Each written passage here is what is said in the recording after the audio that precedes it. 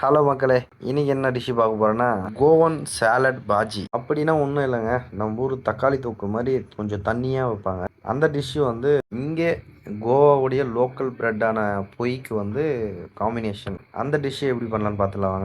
அதுக்கு ஒரு துண்டு இஞ்சியை நல்லா ஜூலியன் பண்ணி எடுத்துட்டு, அதுக்கப்புறம் கொஞ்சமாக பச்சை மிளகாவை நல்லா ஃபைன் சாப் பண்ணிங்க. ஃபைன் சாப் பண்ணிட்டு அப்புறம் கார்லிக்கும் நல்லா ஃபைன் சாப் பண்ணிங்க.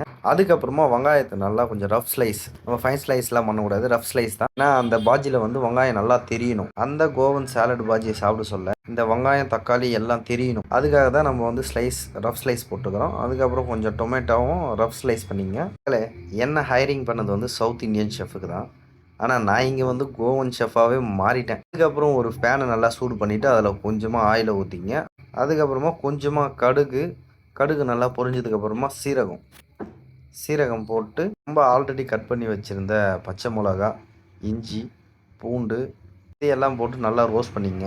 நான் கோவா கதை சொல்ல என்னென்னவோ நினச்சி வந்தேன், ஆனால் இங்கே ரொம்ப பிஸியாக இருக்குது. அதுக்கப்புறமா நம்ம வெட்டி வச்சிருந்த ஸ்லைஸ் ஆனியன் நல்லா போட்டு சாத்தே பண்ணிங்க. நல்லா சாத்தே பண்ணுங்கள். அந்த கண்ணாடி பதத்தான் வந்த பிறகு கொஞ்சமாக கருவேப்பிலை போட்டு மறுபடியும் சாத்தே பண்ணுங்க. எதுக்காக இப்போ கருவேப்பிலை போடுறேன்னா, முதலியே போட்டால் பொரிஞ்சு எல்லாம் உடஞ்சி போயிடும், அதனால்.